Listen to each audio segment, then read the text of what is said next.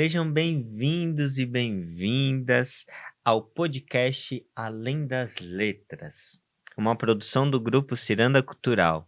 Nesse podcast, nós vamos descobrir os segredos e estratégias que estão escondidos além das letras dos profissionais da literatura, autores, ilustradores, editores que serão convidados para essa roda de conversa. Vamos ter um papo descontraído que já começa com um desafio. A nossa conversa precisa ter exatos 33 minutos. Vamos sem pressa, mais direto ao ponto. Hoje com o nosso convidado, o escritor Marcos Mota. Seja muito bem-vindo. Obrigado, Felipe. Gratidão a nossa de recebê-lo aqui nesse podcast, que também está sendo gravado em vídeo para ser disponibilizado depois aos nossos ouvintes. Marcos, a gente vai começar o nosso bate-papo hoje perguntando quem é o escritor Marcos Mota, além das letras. Então, quero agradecer o convite por estar aqui. E Marcos Mota é um pai, é um escritor, é um trabalhador da indústria, é uma pessoa que gosta muito de ler. Antes de ser escritor, eu sou um leitor, né? Gosto demais. É um frequentador de bibliotecas. É amigo, é esposo, é tudo isso. Que coisa linda. É muito importante a gente começar a refletir sobre quem nós somos, porque a nossa escrita, ela faz parte também desse contexto, né? Daquilo que a gente vive, de quem nós desejamos nos tornar no futuro, e a ideia desse bate-papo é justamente sobre isso. Para quem não conhece ainda, o Marcos Mota, ele é autor do selo Príncipes, do Grupo Ciranda Cultural. Tem uma saga, né? Uma coleção de literatura fantástica, que daqui a pouquinho a gente vai ouvir um pouco sobre as obras e o que ele vai trazer para nós. Mas nesse início eu quero perguntar para ti, qual é o processo criativo por trás da construção desses mundos, dos personagens fantásticos nas suas obras? Você tem alguma inspiração sobre a mitologia, sobre as histórias do folclore, ou a criação da sua obra vem da sua imaginação? Então, Felipe, Objetos de Poder é uma coleção de 7 livros. Inicialmente, eu tive essa ideia de 7 livros porque eu gosto muito das Crônicas de Nárnia, que são 7 livros, e de Harry Potter, que também são 7 livros. E na época eu cursava letras, né? Eu fiz a metade do curso e em uma das aulas, o professor estava comentando sobre o Inferno de Dante. Em uma das passagens, o protagonista ele descia em um dos andares do inferno e havia ali 7 salas, cada uma contendo um tipo de conhecimento. Conversando com um colega de trabalho, né, formado em Direito, a gente conversava sobre um colega nosso, um terceiro colega, né, uma terceira pessoa, que é uma pessoa assim, que sabia fazer muito bem o trabalho ali na empresa, uma pessoa que tinha anos de empresa, inclusive já é aposentado. Porém, era uma pessoa muito difícil de trabalhar com ela. Quando a gente ia trabalhar em equipe, sempre surgia discussões, era aquela pessoa que incomodava todo mundo, mas era uma pessoa necessária, porque ele detinha o conhecimento para fazer o que tinha que ser feito. E aí esse colega de trabalho, conversando com ele, esse formado em Direito, falou assim, existe uma teoria do Howard Gardner, que fala sobre os 7 tipos de conhecimento.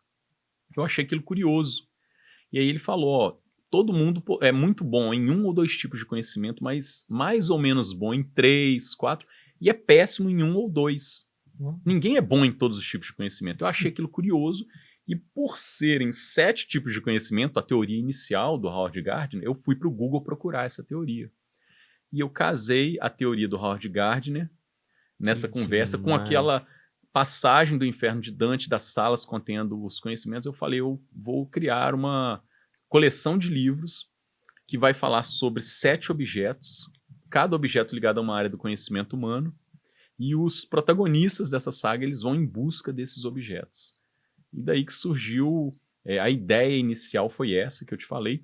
eu juntei isso, mesclei isso ao meu desejo de escrever um livro para as minhas filhas. Elas ainda eram muito pequenas, na verdade, somente a Sofia, a mais velha, tinha nascido na época da ideia inicial. E eu pensei assim, eu olhava para a estante de livros dos meus sobrinhos, só via livro de autor internacional, excelentes livros, mas somente livros Harry Potter, Crônicas de Nárnia, Senhor dos Anéis, O Hobbit, Percy Jackson, Diário de um Banana. E eu falei, onde estão esses autores nacionais que eu lia quando eu era adolescente? Puxa, que legal. E aí que surgiu essa ideia inicial vinculada a colocar cada objeto ligado a uma disciplina do Fundamental 2. Eu modifiquei a teoria do Howard Gardner, né? E peguei alguns conhecimentos e falei assim, não, vou linkar com as disciplinas, as matérias escolares. E aí surgiu essa mitologia, que eu chamo de mitologia dos objetos de poder. Que demais. É uma mescla de várias referências que você, por acaso, foi ouvindo e conectando e entendendo essa necessidade, essa demanda, porque realmente, quando a gente fala de literatura fantástica, nós temos muitas obras interessantes, como você falou, que fazem conexão com leitores de vários lugares, mas e a obra brasileira aí, onde que fica, né? Que bonito conhecer mais os detalhes que estão ali, além dessas páginas, dessas letras que você traz nos seus livros. Agora, Marcos, vamos pensar aqui um pouquinho. A gente tem muitos fãs de literatura fantástica. Várias obras são clássicas, como você citou agora. Harry Potter, O Senhor dos Anéis, entre tantos outros. Esses fãs, eles são apaixonados por detalhes, teorias sobre esses universos. Como você interage com seus leitores para alimentar essa paixão e manter esse engajamento com a sua obra após a leitura? Eu acredito que quando a gente viu o fenômeno, quando o Harry Potter surgiu, que as pessoas iam nas filas das livrarias, faziam acampamentos, esperando os próximos livros. Como é para você essa interação com os fãs? O que você deixa assim para que eles se instiguem cada vez mais em absorver a sua obra? Felipe, em relação a isso, eu penso assim, o livro ele pode ser entendido sob dois aspectos, né? O primeiro aspecto é o livro como um produto. Então, o livro é um produto, sempre vai ter o peso da editora e do autor.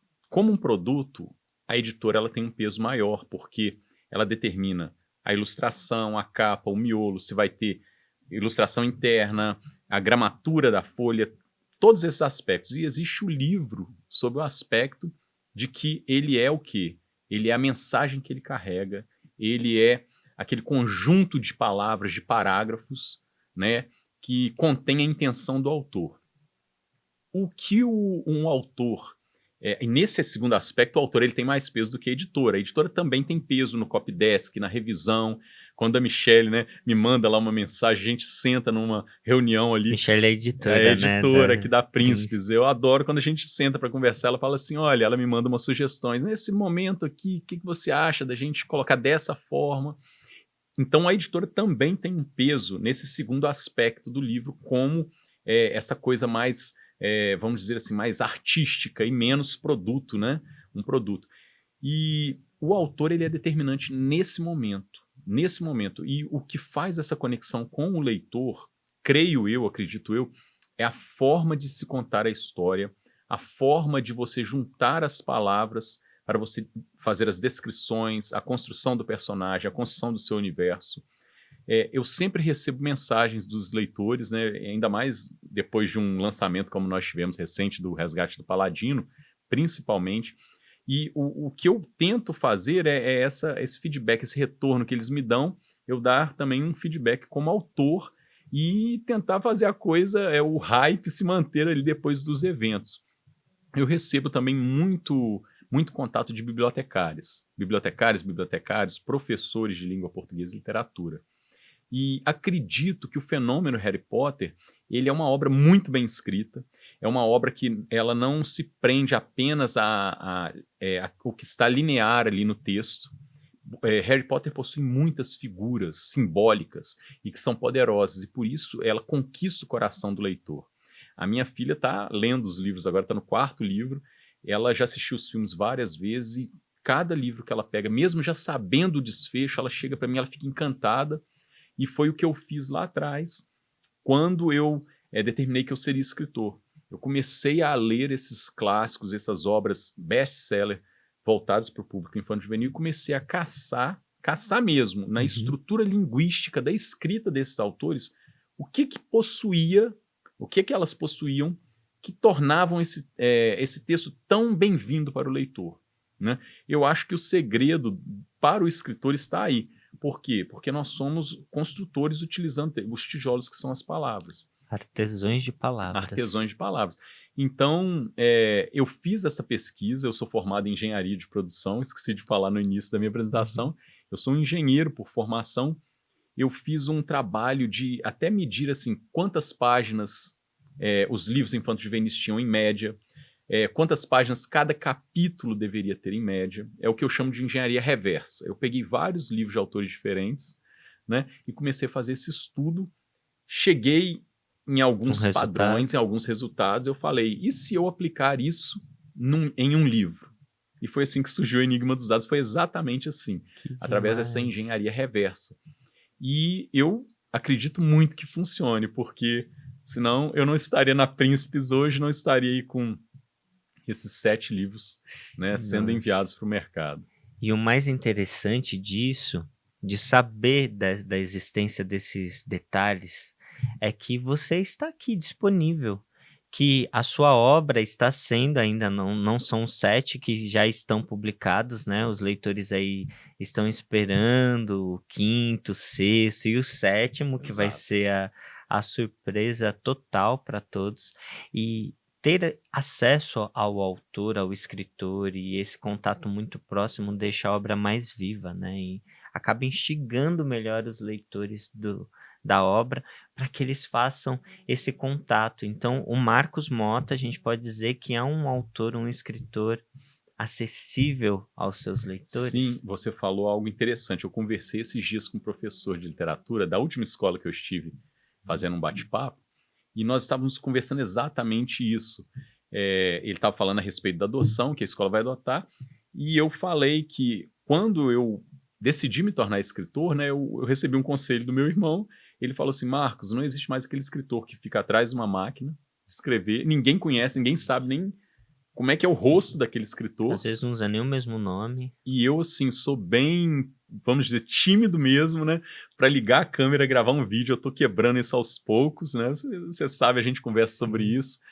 E aí, esse professor estava falando sobre isso. Eu falei assim, professor, o que eu gostei, porque quando eu estava lá na escola, tem até um vídeo que eu mandei pro Josi do marketing, os alunos pulando assim no final, veio um me abraçando. Eu fiquei olhando aquele vídeo depois no celular em casa, porque eu estava filmando assim como se fosse um selfie, né? E eu falei para o professor, o interessante de hoje em dia é ver isso, que o leitor, ele vê que nós, escritores, nós somos seres humanos iguais a eles.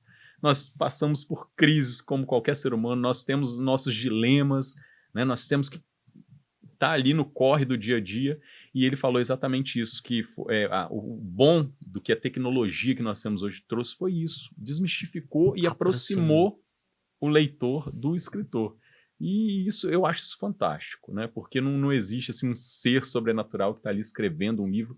Qualquer um pode se tornar um escritor assim como eu olho para mim e vejo, né? Eu trabalho na indústria, no chão de fábrica, numa indústria pesada, estou ali todo dia trabalhando, uniforme sujo, aquela coisa toda, mas eu consegui escrever uma obra que chamou a atenção daquele público que eu pretendia realmente despertar para a leitura. Então, se eu conseguir, qualquer um consegue, né? Eu penso dessa forma, eu não era da área até então, de letras, não era formado em direito, jornalismo. Você se descobriu escritor. Eu me descobri escritor. Isso é muito generoso e é importante que a gente fale isso para os nossos ouvintes aqui, né? Porque muitas pessoas podem ter esse sonho ouvindo você agora e saber que pode acontecer sim, que os escritores eles se descobrem também durante esse período e o quanto isso é valioso, porque a sua obra ela toca corações, ela faz a diferença na vida e cria um imaginário fantástico. Eu acredito muito, Marcos, que hoje a gente precisa estimular a imaginação dos nossos leitores. Daqui a 15 anos, 20 anos, não importa se você tiver uma formação acadêmica superior a nível de doutorado, se você não sabe se comunicar, se você não é Exato. criativo, eu acredito que a gente precisa de pessoas que estejam nesse fluxo de interação, de comunicação e de criatividade, pessoas inventivas. E a gente consegue isso através da É literatura. interessante, porque quando a gente pesquisa sobre as 7 tipos de conhecimento do Howard Gardner, a gente descobre que a máquina hoje, ela já pegou quase todas as habilidades. Ela já tomou para si, e o homem ele foi ficando de lado. E as habilidades que ela ainda não pegou são justamente as habilidades que envolvem o quê? Intercomportamental, aquele laço interpessoal, Uhum. e criatividade. Uau. A matemática, a máquina hoje sabe melhor do que Ela nós. Ela resolve. resolve muito melhor do que nós. A linguística, nós temos equipamentos ali no próprio celular que você chega na China, você liga ali, ele começa a traduzir o que você está falando para o Exato. chinês. Então, as habilidades linguísticas, matemáticas, lógica, tudo isso a máquina foi tomando. Mas a criatividade, pelo menos até o momento, Não está vai difícil. Então, é conseguir. o que nós temos que focar. E a leitura, ela desenvolve isso na criança, no ser humano, desde pequeno. Inclusive, existem relatos, né, muitas notícias que eu tenho visto, de países, né, na Europa principalmente, que estão resgatando o livro físico por essas questões, porque quando foram para o livro digital, ficou totalmente no digital, as crianças foram perdendo algumas habilidades que são fundamentais para o ser humano. Perdeu a Então existe experiência. hoje, né, uma mescla ali de vamos utilizar o livro digital, o livro físico. Por quê?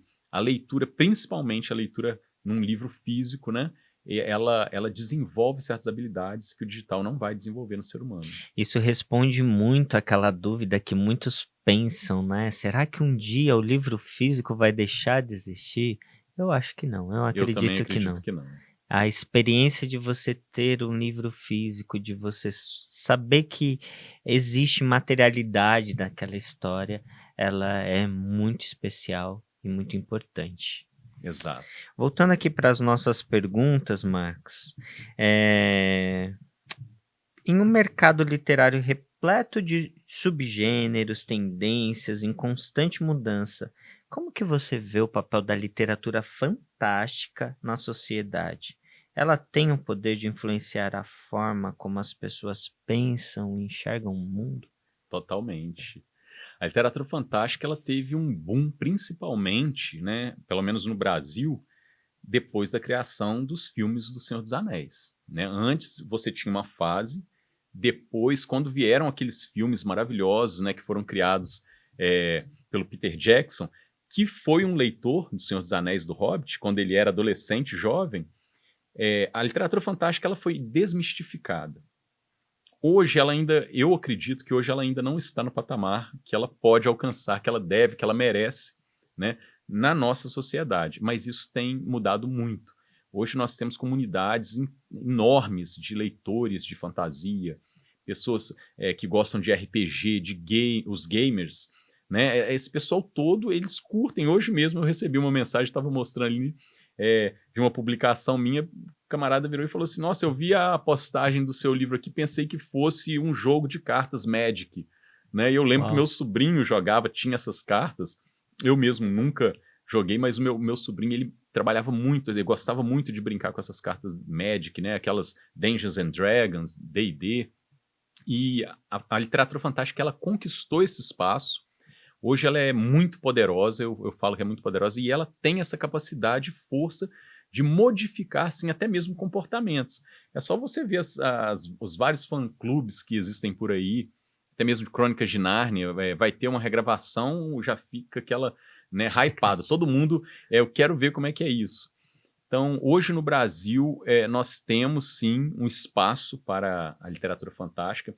Acredito até que é um espaço, uma lacuna que precisa ser preenchida, né? Eu tenho aí a minha coleção, mas eu estava conversando hoje, o autor do momento da literatura fantástica é o Brandon Sanderson. indubitavelmente é ele. Uhum. Nós tínhamos aí o Patrick Rothfuss, que deixou de publicar o seu último livro, a trilogia que estão esperando até hoje, o terceiro livro dele, e de repente ficou vago essa lacuna no Brasil, com um autor nacional. Quando a gente começa a procurar, a gente encontra autores, mas ainda há espaço. Eu vejo que ainda há espaço. E eu tenho essa certeza, principalmente com esse acolhimento que eu recebi de uma editora igual a Príncipes para a publicação de literatura fantástica. Então, temos espaço sim, e ela é poderosa, até mesmo como uma ferramenta para um crescimento mesmo humano, científico do leitor. E inclusive artístico, né? Artístico. Que casa com aquela nossa questão da criatividade, daquilo que a gente imagina e o repertório que a pessoa precisa ter para se desenvolver. Maravilhoso. Falando sobre essa questão da literatura fantástica, como você, Marcos Mota, contaria para a gente a saga que você escreve? Como eu posso deixar o meu ouvinte instigado em, poxa, eu preciso ler o livro do Marcos Mota agora porque eu tenho que descobrir isso. Conta um pouquinho pra gente sobre a sua coleção. Então, se nós fôssemos falar em linha geral, né? Numa linha geral, essa coleção ela é uma ode, vamos dizer assim, à sabedoria e ao conhecimento. Cada um dos 7 objetos representa uma faceta da sabedoria, do conhecimento, dos saberes que existem. Nós temos ali 7 objetos que foram criados e eles desapareceram por algum motivo. E a história começa 500 anos depois, quando alguns jovens, alguns adolescentes, eles começam a decifrar enigmas e encontrar a localização onde estão esses objetos. Eles vão em busca desses objetos. E cada objeto dá um poder para o seu possuidor ligado àquela área do conhecimento. Então nós temos ali os dados de Euclides, do matemático. O Isaac, de 13 anos, ele decifra um enigma deixado numa carta pelo matemático e ele encontra os dados de Euclides. Quando ele faz uma pergunta sobre algo, se vai acontecer uma determinada coisa e rola os dados através dos números, ele consegue prever o futuro. Então o objeto da matemática está ligado com a previsão do futuro. Que a gente vê isso muito o quê? Em probabilidade estatística. Quando eu pego o celular, eu sempre dou esse exemplo. Será que vai chover sexta-feira da semana que vem? E ali o clima-tempo me dá a previsão para daqui a uma semana. Isso para mim é magia, mágica. Isso é mágico. Mas na verdade é matemática. Genial. Então, os objetos estão ligados a esses saberes. Nós temos ali um outro objeto, por exemplo, a pena. A pena é o objeto da linguística. Então, a pessoa que possui a pena, ela possui o poder da oratória, da persuasão, do convencimento através da palavra. Então, se ela dá uma ordem, por mais absurda que seja, a pessoa que ouve, recebe aquela ordem, ela executa aquilo que o possuidor da pena está falando. E aí é uma jornada mesmo em busca desses objetos, que seria, de uma forma metafórica, né, a busca pelo conhecimento, uma jornada em busca da sabedoria. Uau, já deixa um gostinho de saber quais são os outros 5 objetos e o que esses objetos que estão envolvidos ao conhecimento instigam a gente a buscar e a entender. Muito E aí nós bacana. vamos, ao longo da trama, né, vamos saber, será que todo mundo vai encontrar um objeto? Nas mãos de quem que esses objetos vão parar? Porque também tem esse detalhe, dependendo de como e de quem recebe, os possui, a história pode tomar outro rumo. Exatamente. Nós temos já 4 livros publicados, né? O 5º já está chegando. Qual é a previsão aí, o cronograma para essa obra ficar completa aí na mão dos leitores? Olha, a boa notícia é que os 7 livros eles já estão escritos, eles já estão, né, na editora, com a editora, a Michele. Tem um detalhe, a minha filha, que você conhece, a Sofia, né? Você conheceu? Ela sempre lia os livros antes de eu enviar para uma editora para ser publicado e passava pelo crivo dela, porque ela é uma criança, adolescente, ela era pré-adolescente na época. E o 7º livro é o único que ela não leu, eu não deixei ela ler. Eu li 4 capítulos e falei, para aí, eu não quero que você saiba o final. Vai ser surpresa até para a Sofia. Vai ser surpresa Sofia. para ela. E a Michele já tem esses 7 livros, né? Ou seja, a saga vai ter um final. Não se preocupem, não vai ser Guerra dos Tronos, não vai ser O Nome do Vento, que também ficou sem o final. E em maio, o livro 5 e 6, eles estarão disponíveis, vão ser lançados até maio. E o livro final, que vai fechar ali a composição, o livro 7, será lançado na Bienal de São Paulo. Provavelmente Setembro. setembro, outubro, não sei, Puxa, não me lembro a então, data de cabeça. 2024 é o ano da saga Objetos de Objetos de Poder. Poder. Tem leitor já que tá Que numa felicidade legal. só. A gente fica na expectativa, principalmente quando a leitura já te traz essa expectativa do que vai acontecer, e aí você Eu tem que tenho esperar sair o livro leitores que entraram em contato que estão relendo, né, os primeiros para livros. conseguir pegar Não o falou, eu quero, fio. porque eles leram já faz um tempo. Aí falou, não, eu quero reler para lembrar de todos os detalhes. Que demais! Parabéns pelo seu Obrigado. trabalho, é muito inspirador mesmo. Ah, que bom. Seguindo aqui com as perguntas, qual é o maior desafio da sua carreira literária até hoje, assim, que você pode destacar para os nossos ouvintes aqui? Olha, o maior desafio, eu acredito que são desafios que vieram por etapas, né? Inclusive hoje, né, nós teremos aí um bate-papo com uma equipe aí enorme da editora e eu vou falar sobre isso. O primeiro desafio foi conseguir publicar o meu primeiro livro, Enigma dos Dados. Eu comecei na verdade, fiz uma publicação paga e depois como autor independente. Esse foi o maior desafio. Depois desse momento, eu tive um outro grande desafio que era conseguir uma editora para publicar a coleção, porque publicar um único livro, você consegue uma publicação independente, é tranquilo, se você se esforçar bastante, tranquilo assim, né? A gente sabe que não é tão tranquilo, mas se você se esforçar um pouquinho, você Ela publica. acontece. Mas 7 livros, realmente, ainda mais no Brasil. Se você pegar séries longas, você tem várias coleções, né? Em outros países, no Brasil, uma série que tenha 7 livros sendo publicados, esse foi um grande desafio. E depois que eu consegui romper esse segundo grande desafio, o terceiro que eu falo que é o último grande desafio era conseguir fazer com que esses livros eles fossem distribuídos por todo o território nacional. Porque não é qualquer editora que consegue isso, né? E essa última barreira, eu creio que eu consegui, né, vamos dizer assim, passar por essa barreira quando a Príncipes, vamos dizer assim, nós nos encontramos, né? Sim. A Príncipes me encontrou, eu encontrei a Príncipes, e isso casou. Hoje eu vejo que esse foi o grande último desafio, conseguir uma distribuição nacional e assim, de forma acessível. Hoje eu falo assim para vários leitores, vários amigos falam assim, ó, hoje só não lê quem não quer, né? Exato. Há um tempo atrás era bem complexo o mercado do livro. Eu mesmo, uma literatura fantástica que eu adoro, que é os Rangers. Nossa, eu sonhava em ter aquela coleção. São quase 20 livros, se você for juntar todos os livros da coleção. E eu não conseguia, eu falava, é muito complicado para eu conseguir comprar todos os livros da coleção. E eu consegui, quando eu me tornei autor, eu me tornei amigo de vários livreiros. Um livreiro conseguiu um desconto de quase 50% em cada livro. Eu falei, não, agora eu consigo ter a Agora você coleção completa. e tá ela lá em casa, né? Nós estamos lendo. Então, assim, hoje não tem desculpa. Esse grande desafio ele foi rompido e nós estamos aí para trabalharmos juntos Em prol do em livro, prol do que é livro, um pela dos maiores literatura nacional. desafios, né? A gente entende que desde sempre a missão do Selo Príncipes, da editora, é fazer com que as obras sejam acessíveis e cheguem ao público, porque a gente acredita no poder de transformação que a literatura tem na vida de uma pessoa. Mudou a sua vida, mudou a minha, mudou a de quem está nos ouvindo, porque a gente se encontra nessa jornada Exato. mesmo, né?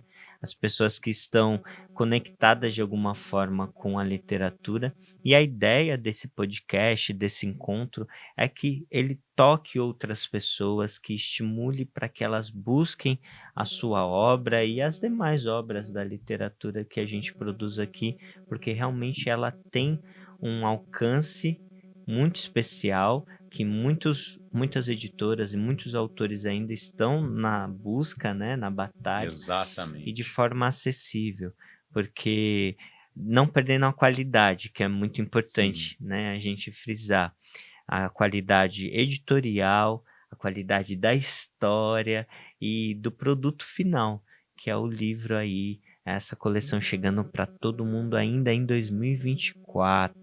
Que Isso é coisa fantástico. maravilhosa.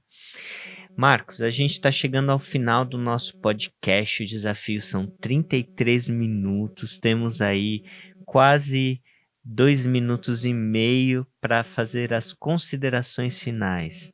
Eu quero começar aqui, antes de passar a bola para você fazer seus agradecimentos. Agradecer a quem está nos ouvindo ou nos vendo através desse registro. Agradecer a equipe da editora que faz isso acontecer e principalmente a você que disponibilizou seu Obrigado. tempo e nos inspira trazendo a sua história, suas referências através da sua obra.